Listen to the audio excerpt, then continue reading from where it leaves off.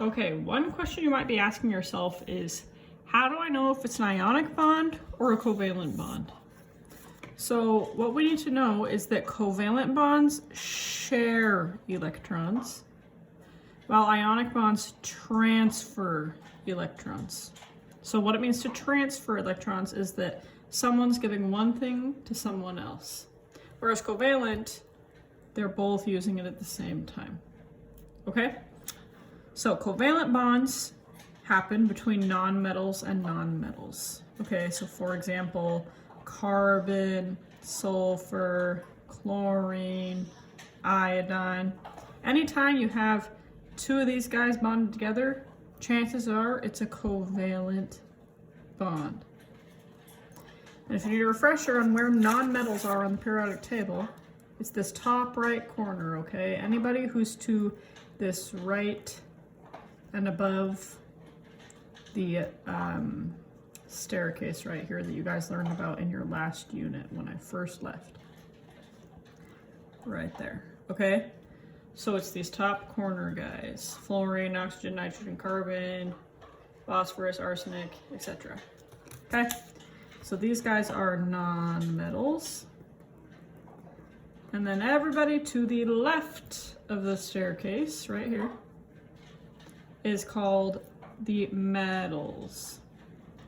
We have transition metals right here, this little chunk down here. And then we have our representative metals that are right here, and right there. Okay?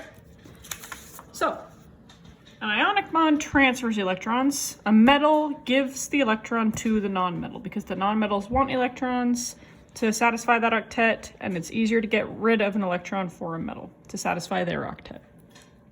So an ionic bond is going to happen between a metal and a nonmetal because you want to have opposite ions.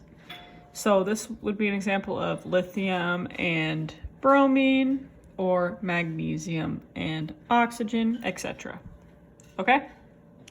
So again, ionic bonds will generally be someone over here plus someone over here, whereas covalent bonds are only going to be sharing over with these guys. One guy over here and one guy over here. Okay? So let's do a couple examples and then I'll end this video. For example, Na and Br. What type of bond is this? So you definitely need your periodic table. You will have this on the test. You're gonna go ahead and look for Na. So Na is right over here at number 11.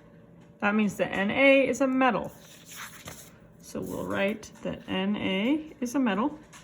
Oops, that's supposed to be an M. Okay, and then let's go look for bromine, Br, right there, number 35. This guy's on the non-metal side, so we're going to say that he is a non-metal.